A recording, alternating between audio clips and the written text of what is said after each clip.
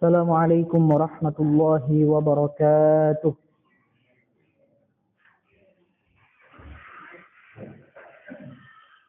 إن الحمد لله نحمده ونستعينه ونستغفره ونعوذ بالله من شرور أنفسنا وسيئات أعمالنا. من يهده الله فلا مضل له ومن يضلل فلا هادي له. أشهد أن لا إله إلا الله وحده لا شريك له وأشهد أن محمدا عبده ورسوله. اللهم صل وسلم وبارك عليه وعلى آله وأصحابه ومن سار على نهجه إلى يوم القيامة. أما بعد. Jemaah yang dirahmati oleh Allah Subhanahu wa taala, alhamdulillah kembali lagi kita tidak henti-hentinya bersyukur kepada Allah Subhanahu wa taala atas segala limpahan nikmat yang Allah Subhanahu wa taala senantiasa karuniakan kepada kita semua. Nikmat iman, nikmat Islam, kesempatan, kesehatan, yang dengan nikmat tersebut kita gunakan dalam rangka beribadah kepada Allah Subhanahu wa taala. Salawat serta salam tidak lupa pula selalu kita ucapkan kepada Nabiullah Muhammad sallallahu alaihi wasallam, Nabi yang Allah Subhanahu wa taala utus sebagai suri tauladan terbaik di dalam kehidupan kita sehari-hari. Nabi yang Allah Subhanahu wa taala utus untuk mengajarkan kepada kita semua bagaimana kita menjadi hamba yang betul-betul hidup sebagaimana yang diinginkan oleh Allah Subhanahu wa taala.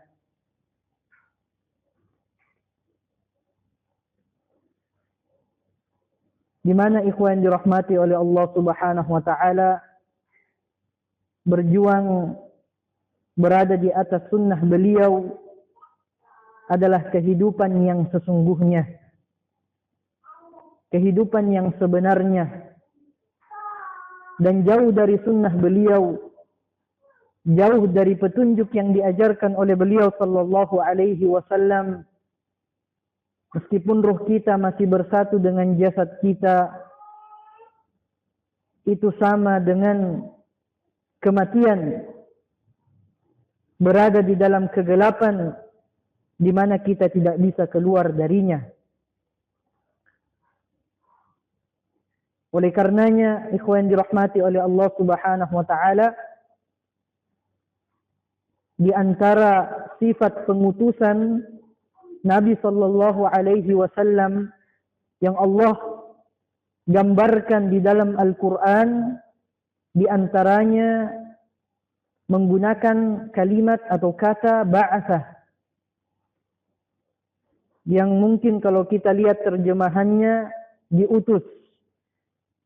Tetapi lebih dalam daripada itu, ketika kita melihat terjemahan atau makna dari kalimat ba'atsa, ada kebangkitan, sebagaimana salah satu nama dari yaumul qiyamah adalah yaumul ba'ts. Dibangkitkan dari kematian, dihidupkan dari kematian. Itulah hakikatnya dakwah yang dibawa oleh para nabi. Walaqad ba'atsna fi kulli ummatin rasula an i'budullaha wajtanibut taghut. Sungguh kami telah ba'atsa, mengutus dengan kehidupan pada setiap umat itu rasul, mengajak kepada mereka mentauhidkan Allah Subhanahu wa taala dan meninggalkan segala bentuk peribadatan kepada Allah. Ini kehidupan yang sesungguhnya. Istajibu lillahi walirrasul idza da'akum lima yuhyikum. Kita diperintahkan oleh Allah Subhanahu wa taala untuk menyambut panggilan Allah, panggilan Rasulullah sallallahu alaihi wasallam. Karena panggilan tersebutlah yang memberikan kehidupan kepada kita. Orang yang berada di atas sunnahnya Nabi sallallahu alaihi wasallam, itulah kehidupan yang sesungguhnya. Yang tidak berada di atas sunnah Nabi sallallahu alaihi wasallam sama dengan kematian. Awaman kana maitan fa ahyainahu wa ja'alna lahu nuran yamshi bihi fin nas kaman mathaluhu fid dhulumati laysa bikharijin minha kadzalika zuyyina lil kafirina ma kanu ya'malun. Apakah yang sebelumnya dia mati, kemudian kata Allah Subhanahu wa taala, kami hidupkan dia, kami berikan cahaya kepadanya, dengan cahaya tersebut dia berjalan di tengah-tengah manusia. Kaman mathaluhu fid dhulumat, sama dengan yang permisalannya dia mati berada di dalam kegelapan. Laisa bi kharijin minha, dia tidak bisa keluar dari kegelapan tersebut. Jadi kita hidup di dunia ini hanya ada dua pilihannya. Kita ingin benar-benar hidup, artinya berada di atas la ilaha illallah, berada di atas sunnahnya Nabi sallallahu alaihi wasallam, atau kita disifati dengan kematian, berada dalam kegelapan dan tidak bisa keluar dari kegelapan tersebut. Dan orang-orang yang seperti ini Allah sifati kadzalika zuyyina lil kafirin ma kanu ya'malun. Demikianlah kami hiasi bagi orang-orang kafir apa yang mereka lakukan. Allah sifati mereka sebagai orang-orang kafir. Dihiasi apa yang mereka lakukan di dunia yang fana ini. Namun terkadang disayangkan ikhwan yang dirahmati oleh Allah Subhanahu wa taala, kalau ada orang yang beriman kepada Allah Subhanahu wa taala ikut juga terhiasi dengan dunia. Ikut juga terpedaya dengan dunia.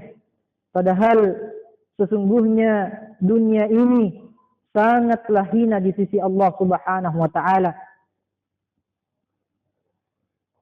Nabi sallallahu alaihi wasallam menjelaskan di dalam sebuah hadis yang sahih, "Law kanat ad-dunya ta'dilu inda Allah janaha ba'udatin, ma saqa minha kafiran syurbata ma'in." Seandainya dunia ini, kata Nabi sallallahu alaihi wasallam, ada nilainya di sisi Allah Subhanahu wa taala, meskipun hanya senilai dengan satu sayap nyamuk, maka niscaya Allah Subhanahu wa taala tidak akan memberikan dunia ini kepada orang-orang kafir meskipun hanya seteguk air. Meskipun hanya seteguk air. Suatu ketika Nabi sallallahu alaihi wasallam berjalan melewati sebuah pasar. Kemudian berkumpullah para sahabatnya di sekeliling Nabi sallallahu alaihi wasallam, di mana Nabi dan para sahabatnya pada saat itu melihat bangkai anak kambing yang cacat.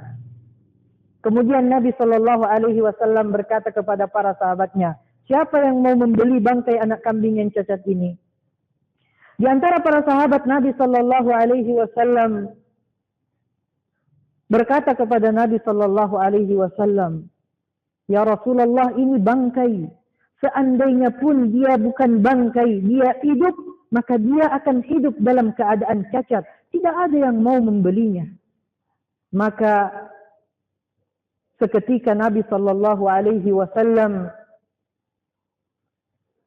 bersumpah atas nama Allah Subhanahu wa taala, "Wallahi lad dunya ahwanu indallahi min hadza alaikum." Demi Allah, kata Nabi sallallahu alaihi wasallam, sesungguhnya dunia ini lebih hina di sisi Allah Subhanahu wa taala daripada bangkai anak kambing yang cacat tersebut bagi kalian. Di dalam hadis yang lain, ad-dunya mal'unatun mal'unun ma fiha. Dunia ini dilaknat oleh Allah Subhanahu wa taala. Dilaknat apa-apa yang ada di dalam, apa-apa yang ada di dalamnya. Maka sebagai orang mukmin ikhwan dirahmati oleh Allah Subhanahu wa taala, jangan sampai kita terpedaya dengan dunia sebagaimana orang-orang kafir terpedaya dengan dunia. Disifati oleh Allah Subhanahu wa taala, kadzalika zuyyina lil kafirina ma kanu ya'malun. Mengingatkan di mukaddimah ini, mengingatkan untuk diri kita sendiri, diri kami sendiri, begitupun para jamaah, agar senantiasa tetap berada di atas jalur yang diridhai oleh Allah Subhanahu wa taala. Dan di antara yang kita pelajari, jamaah yang dirahmati oleh Allah Subhanahu wa taala, kita sama-sama mempelajari haknya Allah Subhanahu wa taala sebagai al-ma'budu bihaqqin mahabbatan wa ijlalan wa ta'zima. Itu makna dari kata Allah yang kita ibadahi dengan hak, dengan benar. Mahabbatan wa ijlalan wa ta'zima, yang didasari dengan kecintaan, didasari dengan pengagungan kepada Allah Subhanahu wa taala dan pemuliaan kepada Allah Subhanahu wa taala. Maka apa yang kita lakukan ikhwan yang dirahmati oleh Allah Subhanahu wa taala ini sungguh merupakan kemuliaan yang sangat besar. Namun terkadang orang-orang yang Allah Subhanahu wa taala berikan kemuliaan tersebut tidak akan dibiarkan begitu saja.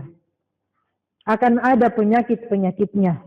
Akan ada penyakit-penyakitnya yang bisa saja menjangkiti siapapun. Bahkan terkadang pada orang yang merasa sudah mentauhidkan Allah Subhanahu wa taala. Oleh karenanya lah kita akan membahas salah satu dalil yang dibawakan di dalam bab yang mulia ini, perkara yang paling ditakutkan oleh Nabi sallallahu alaihi wasallam kepada umatnya. Yang paling ditakutkan oleh Nabi sallallahu alaihi wasallam kepada orang-orang yang beriman kepada Allah Subhanahu wa taala. Dan bahkan tidak sedikit penyakit ini dijangkiti atau terkena kepada para penuntut ilmu. Qauluhu ikhwan dirahmati oleh Allah Subhanahu wa taala, wa fil hadis akhwafu ma akhafu alaikum asy-syirkul asghar wa su'ila anhu faqala ar-riya. Perkara, kata Nabi sallallahu alaihi wasallam, perkara yang paling aku takutkan atas kalian adalah syirik kecil.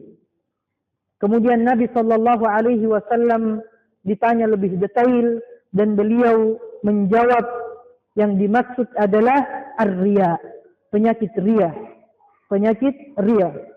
Ikhwan dirahmati oleh Allah Subhanahu wa taala, di riwayat yang lain Nabi sallallahu alaihi wasallam lebih mendetailkan, bahkan lebih Nabi takutkan min Masihid Dajjal dibandingkan fitnahnya Al-Masih Ad-Dajjal.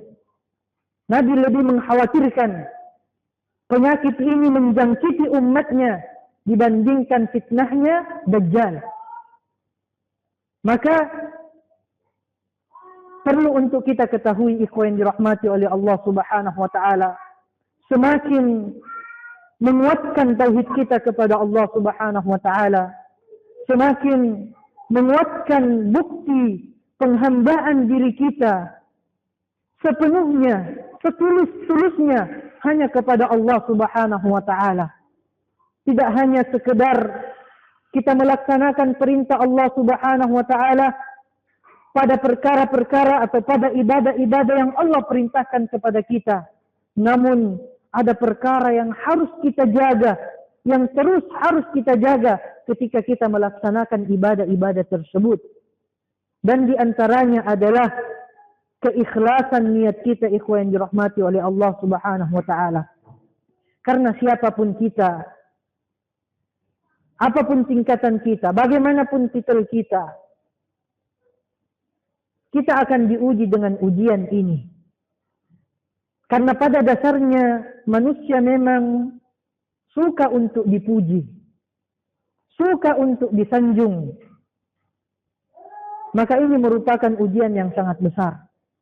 Bahkan ujian yang sangat ditakutkan oleh Nabi sallallahu alaihi wasallam kepada umatnya. Qauluhu, kita kembali kepada apa yang dijelaskan oleh Syekh Muhammad bin Shalih Al-Utsaimin rahimahullahu taala. Wa fil hadis, al-hadis ikhwan dirahmati oleh Allah Subhanahu wa taala, ma udifa ila ar-rasuli sallallahu alaihi wasallam min qaulin aw fi'lin aw iqrarin aw wasfin. Yang dimaksud dengan hadis menurut para ulama hadis al-muhadditsin adalah segala sesuatu yang disandarkan kepada Nabi sallallahu alaihi wasallam, baik dari ucapan, begitupun perbuatan, atau ikrar, takrir, persetujuan dari Nabi sallallahu alaihi wasallam. Ya, persetujuan dari Nabi sallallahu alaihi wasallam tidak harus dengan langsung disaksikan oleh beliau sallallahu alaihi wasallam. Sebagaimana Nabi sallallahu alaihi wasallam menyaksikan Bilal ibn Rabah radhiyallahu taala anhu melaksanakan 2 salat setelah melaksanakan 2 rakaat salat setelah berwudu. Bahkan pada perkara-perkara yang dilakukan oleh sahabatnya dan tidak disaksikan oleh Nabi sallallahu alaihi wasallam, selama tidak ada pengingkaran dari Nabi sallallahu alaihi wasallam pada perkara tersebut, maka itu termasuk sunnah takririyah. Sunnah takririyah. Kenapa? Ikhwan yang dirahmati oleh Allah Subhanahu wa taala. Karena tidak mungkin Allah mendiamkan sahabat-sahabat Nabi sallallahu alaihi wasallam mengerjakan perkara-perkara atau yang disebut dengan ibadah, bertaqarrub, mendekatkan diri kepada Allah Subhanahu wa taala, kecuali Allah Subhanahu wa taala akan menyampaikan kepada nabinya melalui wahyunya Allah Subhanahu wa taala. Ini sunnah takririyah aw wasfin, ataupun sifat Nabi sallallahu alaihi wasallam. Sifat Nabi sallallahu alaihi wasallam ada 2. Ada sifat khuluqiyah, ada sifat khalqiyah. Ada sifat khuluqiyah, akhlaknya Nabi, bagaimana Nabi sallallahu alaihi wasallam berakhlak. Bagaimana perangainya Nabi sallallahu alaihi wasallam. Ini juga di antara makna al-hadis. Dan bagaimana khalqiyahnya Nabi sallallahu alaihi wasallam. Bagaimana khalqiyahnya Nabi sallallahu alaihi wasallam. Nabi sallallahu alaihi wasallam memanjangkan jenggotnya. Tidak pernah memotong jenggotnya. Nabi sallallahu alaihi wasallam ketika berpakaian tidak pernah menurunkan pakaiannya di bawah mata kaki.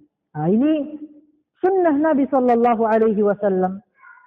Sunnah Nabi sallallahu alaihi wasallam yang termasuk dari sunnah yang al-wasf, baik khuluqiyah ataupun khalqiyah.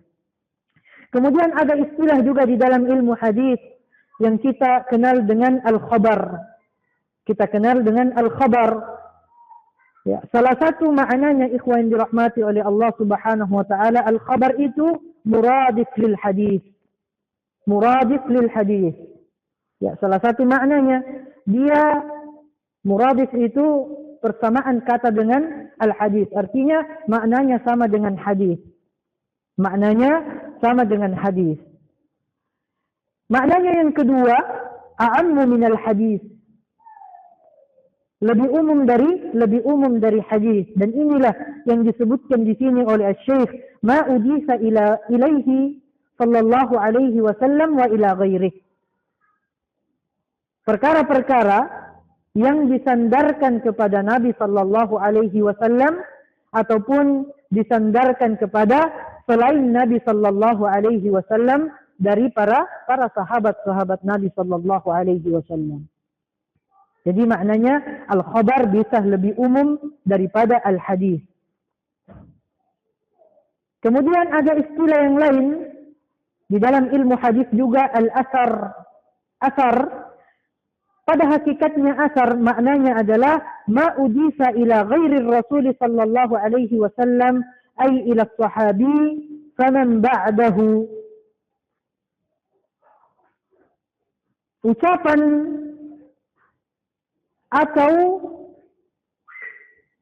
perilaku yang disandarkan kepada selain Nabi sallallahu alaihi wasallam, disandarkan kepada sahabat Nabi sallallahu alaihi wasallam, disandarkan kepada tabi'in atau disandarkan kepada atba'ut tabi'in.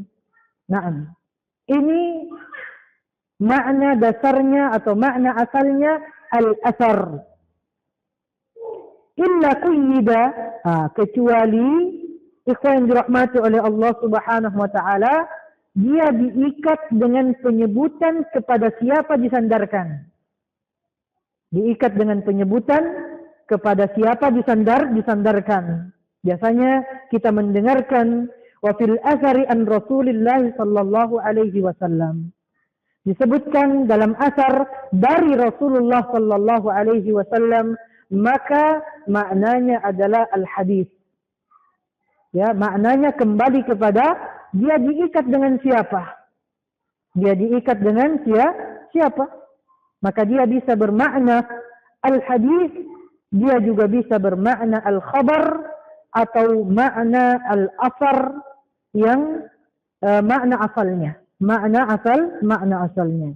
Naam. Itu berkenaan dengan al-hadis, al-khabar, wal-asar. Istilah-istilah ini banyak kita temukan ketika kita mempelajari ulumul hadis. Ulumu al-hadis atau mustalahul hadis. Qauluhu akhwafu ma akhafu alaikum. Perkara yang paling aku takutkan atas kalian. Al-khitabu huna lil muslimin. Ini ditujukan alaikum kan kepada kalian. Seakan-akan maknanya umum. Di sini ditujukan kepada orang-orang muslim. Ditujukan kepada orang-orang yang beriman kepada Allah Subhanahu wa taala. Kenapa? Idzil muslimu huwa alladhi yukhafu alaihi syirkal asghar. Karena hanya orang-orang yang berimanlah yang ditakutkan terjerumus, tergelincir melakukan kesyirikan kepada Allah Subhanahu wa taala, termasuk kesyirikan kecil di dalamnya. Termasuk kesyirikan kecil di dalamnya. Walaysa li jami'in nas. Dan khitabnya di sini bukan untuk semua manusia, tetapi khusus bagi orang-orang yang beriman. Karena kalau orang-orang kafir tidak beriman kepada Allah Subhanahu wa taala, mereka pasti menyekutukan Allah Subhanahu wa taala atau memang tidak beriman kepada Allah Subhanahu wa taala. Qauluhu ar-riya. Fasu'ila anhu faqala ar-riya. Ar-riya mushtakum min ar-ru'yah, diambil dari kata ar-ru'yah. Masdaru ra'a yura'i. Ya, masdar dari kata kerja ra'a yura'i, memperlihatkan. Wal masdaru riya'un. Ra'a yura'i riya'un. Contohnya yang lain, qatala yuqatilu qitalun. Ya, memerangi. Qatala yuqatilu qitalun, memerangi. Warriya, ikhwan yang dirahmati oleh Allah Subhanahu wa taala, ayya'budallah, hakikatnya ayya'budallaha liyarahu an-nas fayamdahuhu ala kaunihi 'abidan. Nah, ini babitnya ikhwah yang dirahmati oleh Allah Subhanahu wa taala. Seseorang menyembah Allah Subhanahu wa taala agar dilihat oleh manusia. Agar dilihat oleh manusia. Fayamdahuhu ala kaunihi 'abidan. Niatnya ingin mendapatkan pujian bahwa dia menyembah kepada Allah Subhanahu wa taala. Bahwa dia menyembah kepada Allah Subhanahu wa taala. Walaysa yuridu an takuna al-ibadah lin-nas. Nah, jadi dia beribadah untuk mendapatkan pujian. Bukan dia beribadah karena ibadah itu dipersembahkan untuk manusia, bukan. Karena kalau ibadah itu dipersembahkan untuk manusia, law arada dzalika lakana syirkan akbar. Maka itu adalah syirik besar. Jadi dia mempersembahkan ibadah yang dia lakukan untuk Allah Subhanahu wa taala. Di samping itu dia punya tujuan dunia di dalamnya, ingin mendapatkan pujian bahwa dia seorang hamba yang beribadah kepada Allah Subhanahu wa taala. Wadh-dhahir anna hadha ala sabil tamthil. Dan secara zahirnya, ikhwan yang dirahmati oleh Allah Subhanahu wa taala, penyebutan Nabi sallallahu alaihi wasallam berkenaan dengan ar-riya di sini adalah memberikan contoh. Memberikan contoh kepada umatnya. Di antara yang paling ditakutkan oleh Nabi sallallahu alaihi wasallam dari syirik kecil itu adalah ar-riya. Wa illa faqad yakunu riya'an, karena bisa jadi itu adalah riya. Wa qad yakunu sama'an, bisa jadi itu adalah sum'ah. Bisa jadi itu adalah sum'ah, tidak hanya terbatas dengan riya saja. Sama dengan sum'ah dan sama bahayanya. Ay yaqsidu bi ibadatihi ay yasma'ahu an-nasu fayusnu alaihi. Dia bertujuan ketika melakukan ibadah, apalagi ibadah yang didengarkan, agar manusia mendengarkan dia melakukan ibadah. Ya, ibadah-ibadah yang didengarkan, membaca Al-Quran, imam, ya, ketika dia menjaharkan suaranya. Kemudian bersamaan dengan itu dia menginginkan pujian dari apa yang dia perdengarkan kepada manusia. Fahadha dakhilun fir riya. Maka ini juga termasuk atau sama dengan riya. At-ta'biru bir riya, penyebutan kalimat riya dari Nabi sallallahu alaihi wasallam min babit ta'biri bil aghlab. Ya, karena riya inilah yang banyak dilakukan oleh manusia. Riya inilah yang banyak dilakukan oleh manusia. Jadi penyebutan contohnya saja, bukan pembatasan. Bahwa yang dimaksud dengan syirik kecil di situ hanya riya saja, tidak. Tapi menyebutkan contohnya. Kenapa riya yang disebutkan sebagai contohnya? Karena inilah yang banyak, ya, karena penyakit inilah yang banyak menjangkiti orang-orang yang beriman.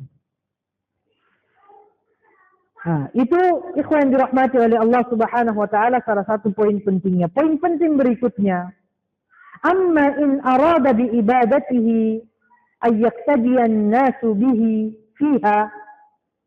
Nah, tadi ayya'budallaha liyarahu an-nas. Dia menyembah Allah untuk dilihat oleh manusia. Sampai di sini belum bisa kita klaim bahwa itu kekeliruan, itu kesalahan. Karena ada juga orang beribadah kepada Allah agar dilihat manusia, tapi tujuannya mulia. Dan ini min babi da'wati ila Allah. Dianggap sebagai dakwah dakwah kepada Allah Subhanahu wa taala agar dilihat oleh manusia, ayyuttadiyan nasu bihi fiha, agar manusia tersebut mengikuti cara beribadah yang dia lakukan, mencontoh cara beribadah yang dia lakukan. Dia sudah misalnya sholat, dia sudah mempelajari tata cara sholatnya Nabi Sallallahu Alaihi Wasallam. Kemudian dia melihat di sekelilingnya masih banyak yang melaksanakan sholat tidak sesuai tata caranya Nabi Sallallahu Alaihi Wasallam. Di samping dia mendakwahkan melalui lisan, bagaimana mengajarkan mereka untuk sholat sesuai dengan tata cara Nabi Sallallahu Alaihi Wasallam, dia perlihatkan juga melalui sholat yang dia lakukan. Dia perlihatkan juga melalui sholat yang dia lakukan, bagaimana contohnya sholat sesuai dengan sunnahnya Nabi Sallallahu Alaihi Wasallam. Maka kata Asy-Syaikh, laisa hadza riya. Maka ini bukan riya yang dibenci, bukan riya yang ditakutkan oleh Nabi Sallallahu Alaihi Wasallam terhadap umatnya. Bal hadza min ad-da'wati ila Allah azza wa jalla. Bahkan ini termasuk dakwah kepada Allah Subhanahu wa taala. Wa Rasul sallallahu alaihi wasallam yaqul, dan Nabi sallallahu alaihi wasallam pernah mencontohkan ya bagaimana Nabi sallallahu alaihi wasallam salat di tempat yang sedikit agak lebih tinggi, dan itu disebut sebagai mimbar ya. Mimbar di zaman kita ini tidak seperti mimbar di zamannya Nabi Sallallahu Alaihi Wasallam. Tempatnya sedikit lebih tinggi.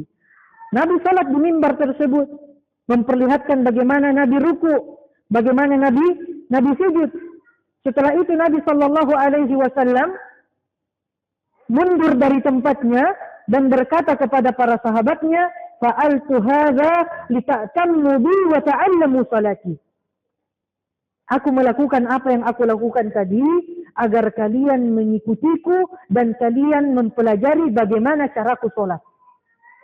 Bagaimana caraku sholat. Ini ad-da'watu ilallah.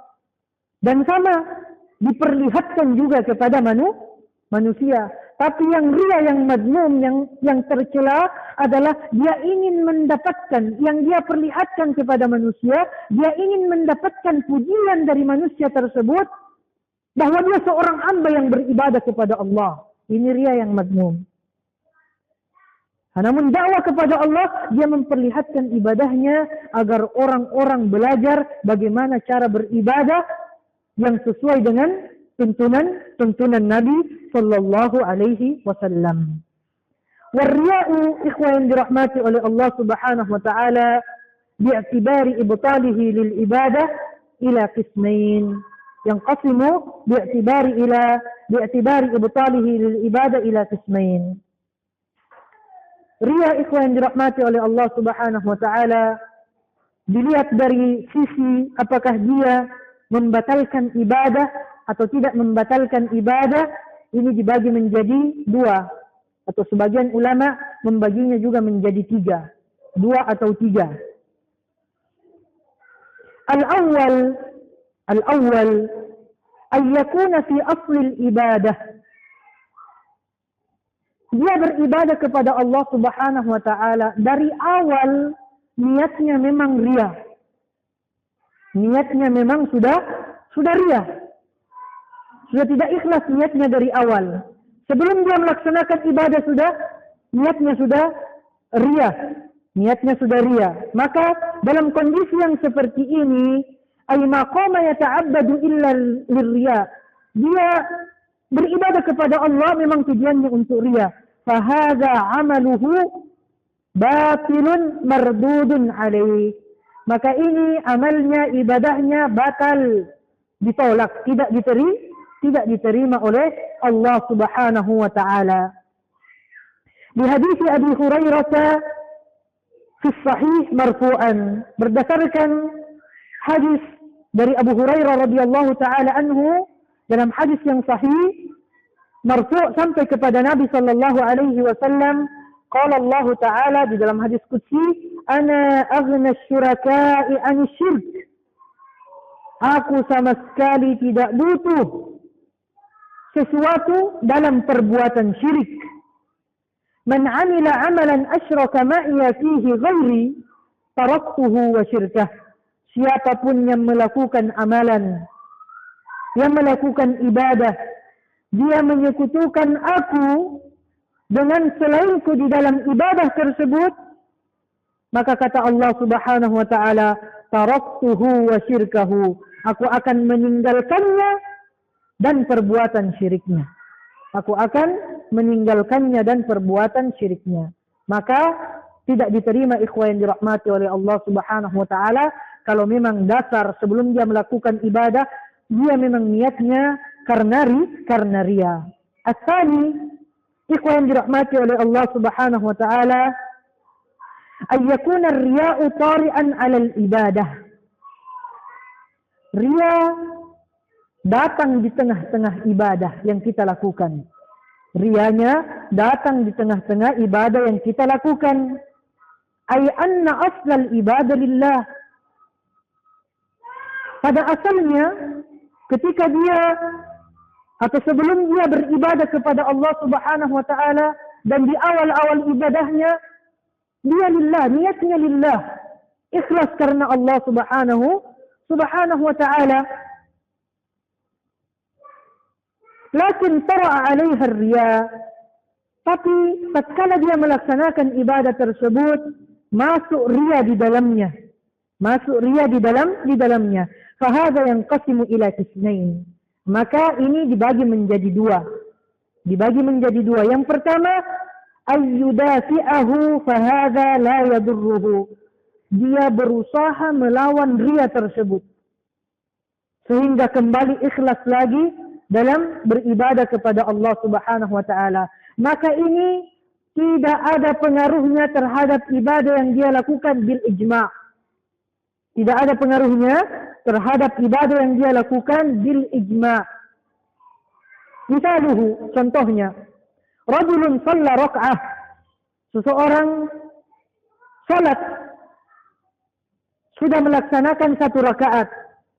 Thumma ja'a unasun fi rak'ati tsaniyah. Kemudian datang manusia, datang orang, mungkin orang ini memiliki kedudukan yang tinggi. Bosnya misalnya, ketua timnya misalnya, atau misalnya dia masih jomblo, dia mengincar akhwat misalnya yang masuk di masjid, calon mertuanya, bisa jadi. Dan dia tahu bahwa yang masuk itu adalah calon mertuanya misalnya. Fahasala fi qalbihi syai'un. Kemudian terjadi sesuatu di dalam hatinya. Ini orang yang punya kedudukan tinggi. Ini bos saya datang ini. Calon mertua datang. Misalnya seperti itu. Kemudian bi an atala ar-ruku' aw as-sujud aw tabaka. Karena hal tersebut dia memperpanjang rukuknya. Dia memperpanjang sujudnya. Bahkan mungkin dia menangis di dalam salatnya, memperdengarkan kepada orang-orang tersebut bahwa dia menangis di dalam salatnya. Tetapi tujuannya tadi untuk mendapatkan pujian. Wa ma asbaha dzalik, atau yang semisal dengannya. Fa in dafa'ahu, kalau dia melawan perasaan, melawan ria tersebut, fa innahu la yadurruhu li'annahu qama bil jihad. Maka ini tidak mempengaruhinya. Ria yang datang kemudian dia berusaha melawannya, ini tidak mempengaruhi ibadahnya bil ijma', karena dia berjihad melawan ria tersebut. Al-qismu tsani, yang kedua, bagian yang kedua, ayyastarsila ma'ahu. Dia menikmati. Datang ria di rakaat kedua dan dia terus menikmati ria tersebut. dia terus menikmati riya tersebut. Maka kata Syekh di sini, ini pendapat beliau, fa kullu amalin yansha'u 'anil riya' fa huwa batilun. Maka setiap amal yang dibangun di atas riya, maka dia batal, tertolak. Kama law atala al-qiyam, ya, kalau dia memperpanjang salatnya, memperpanjang rukuknya, memperpanjang sujudnya, atau dia menangis di dalam salatnya, fahada kullu amalihi habitun, maka ini membatalkan semua amalannya. Maka ini membatalkan semua amalannya. Ikhwah, sedikit mungkin kita selesaikan ini dulu. Salat nanti langsung setelah azan nanti langsung salat, ya, supaya tidak terputus.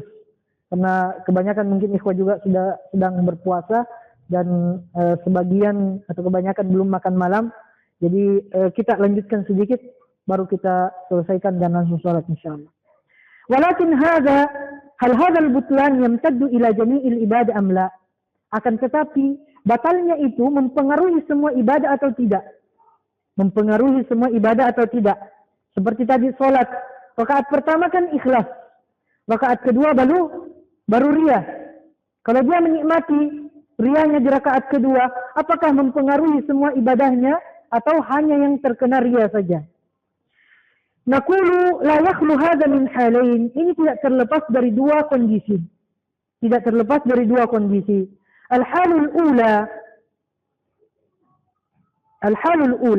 an yakuna akhirul ibadah mabniyan ala awwaliha.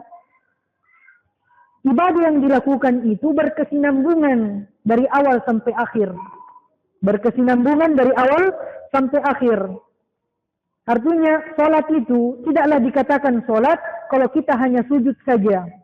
Harus datang dengan syarat-syaratnya, harus datang dengan syarat-syaratnya, harus datang dengan rukun-rukunnya, harus datang dengan wajib-wajibnya. Ini minimal. Itu baru dikatakan salat. Artinya ini satu kesatuan. Satu kesatuan. Tidak dikatakan salat subuh kalau cuma satu rakaat saja. Ya, yang namanya salat subuh itu dua rakaat. Artinya satu kesatuan. Bihaitsu la yasihhu awwaluha ma'a fasadi akhiriha. Tidak sah awalnya kalau yang akhirnya rusak. Contoh misalnya ikhwan yang dirahmati oleh Allah. Kita melaksanakan salat subuh 2 rakaat. Salat subuh 2 rakaat. Di rakaat pertama tamam, sempurna. Rakaat kedua qadarullah kentut, ya. Buang angin. Artinya batal. Dia berwudu. Setelah berwudu, apakah dia harus mengulang dari awal atau tambah 1 rakaat saja? Mengulang dari awal, padahal rakaat pertama sudah sempurna. Ini maknanya. Tidak bisa terpisah antara awal dengan akhirnya. Tidak bisa dipisahkan antara awal dengan akhirnya. Fahadhihi kulluha fasidah. Maka ini rusak semuanya.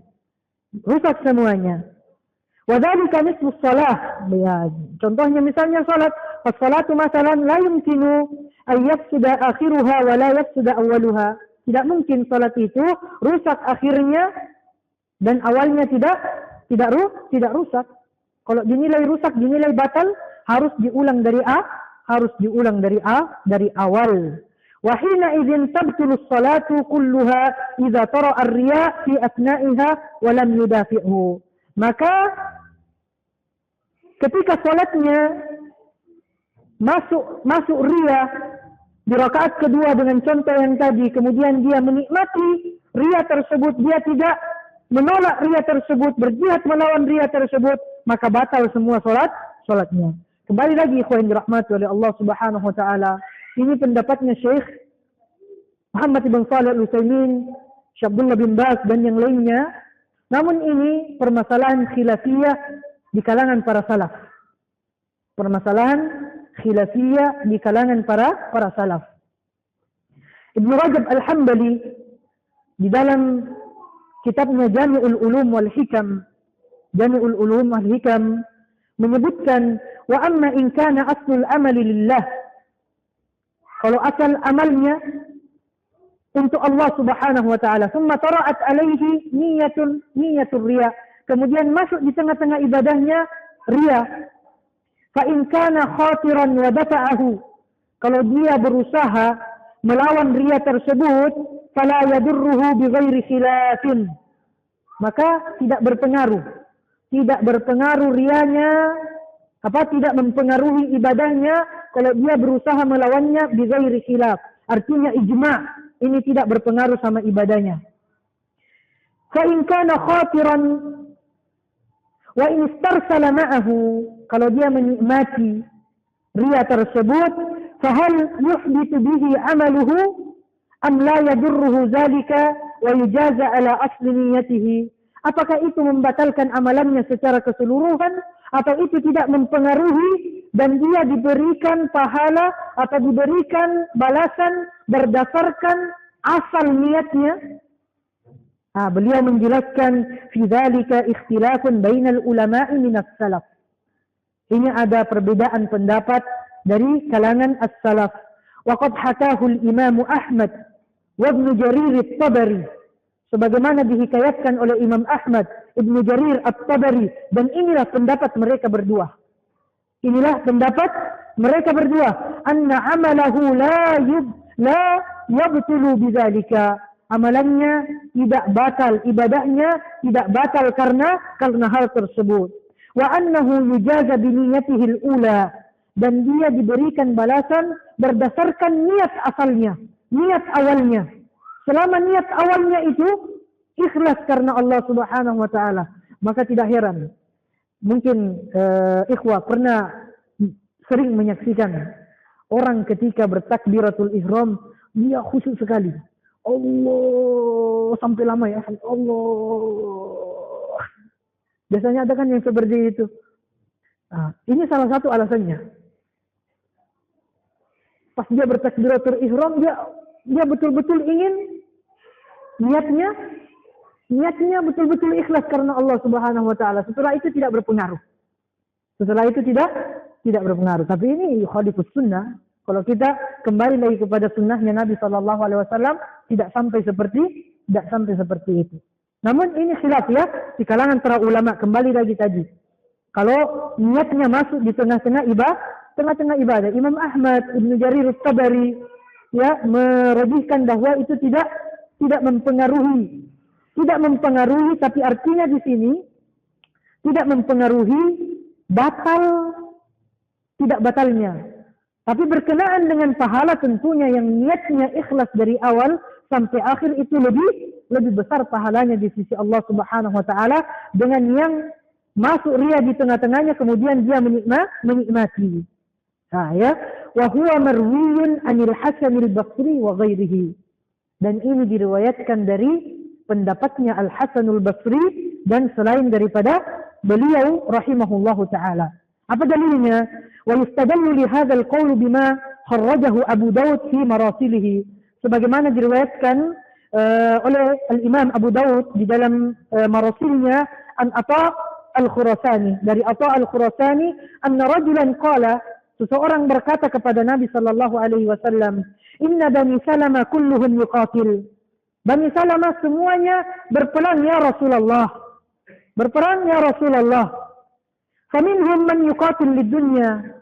Di antara mereka ada yang berperang karena tujuannya dunia ya Rasulullah. Faminhum man yuqatil ibtigha'a wajhillah. Dan di antara mereka ada yang berperang karena mengharapkan wajahnya Allah ya Rasulullah. Maka bertanya, fa ayyuhumus syahid?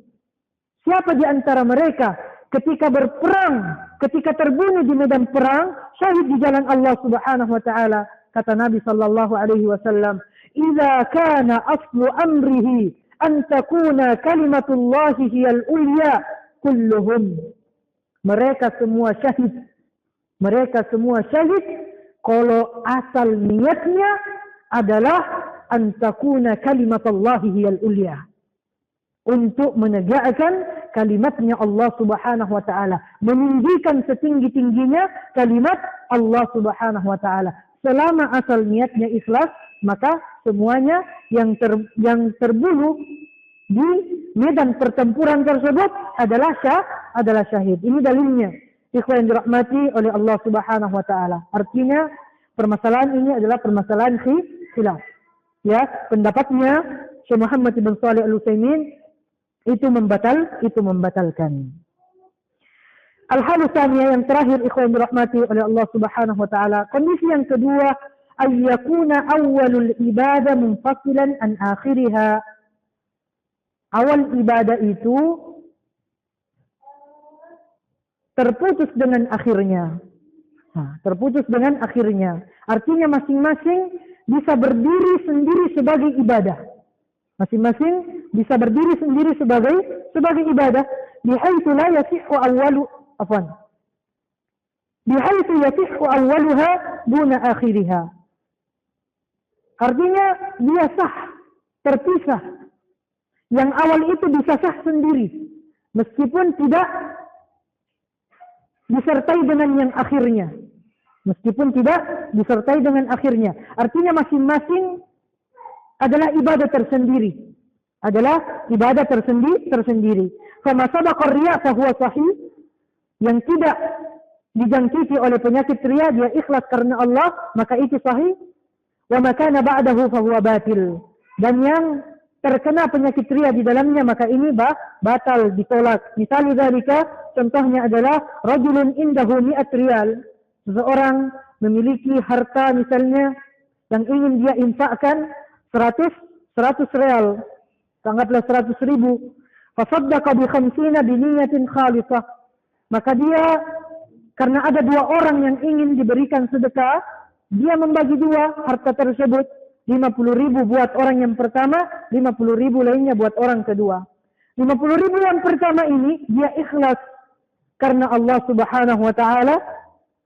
Dilanjutkan lagi dengan 50.000 yang kedua, mungkin karena dia mendengarkan sesuatu sehingga masuk niat riya di dalam dirinya, maka sedekah yang kedua itu dijangkiti oleh penyakit riya. Fal'ula maqbulatun wassaniya ghairu maqbulatin.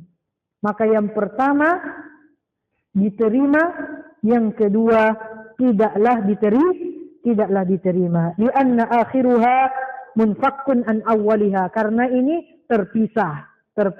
Dan dua-duanya, masing-masing dari keduanya bisa berdiri sebagai ibadah tersendiri. Naam.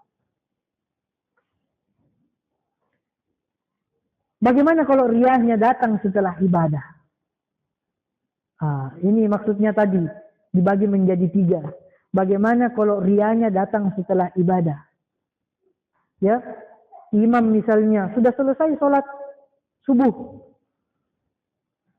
Setelah sholat subuh, dia mau bubar, dipuji-puji sama makmumnya, Masya Allah suara antum, dan lain sebagainya. Datang riya setelah ibadahnya. Apakah membatalkan ibadahnya atau tidak membatalkan ibadahnya? Ibnul Qayyim rahimahullahu ta'ala menjelaskan bahwa ini tidak mempengaruhi ibadahnya. Karena ibadahnya sudah selesai dilaksanakan. Adapun riya yang datang setelahnya itu dosa tersendiri. Itu dosa tersendiri. Tapi tidak mempengaruhi ibadah yang sudah selesai dilaksanakan. Wallahu a'lam bishawab. Mungkin itu dulu ikhwan dirahmati oleh Allah Subhanahu wa taala yang bisa kita pelajari pada kesempatan hari ini. Semoga Allah Subhanahu wa taala senantiasa mengaruniakan kepada kita keistiqomahan, berada di atas tuntunan Nabi sallallahu alaihi wasallam, berada di atas sunnah beliau sallallahu alaihi wasallam. Hadza wa sallallahu wasallam wa baraka ala nabiyyina Muhammad wa ala alihi wa sahbihi wa sallam tasliman katsira. Allahumma anfa'na bima 'allamtana wa 'allimna ma yanfa'una ya rabbal alamin. Allahumma inna nas'aluka ilman nafi'an wa rizqan tayyiban wa 'amalan mutaqabbala. Subhanakallahumma wa bihamdik, asyhadu an la ilaha illa anta astaghfiruka wa atubu ilaik. Assalamu alaikum warahmatullahi wabarakatuh.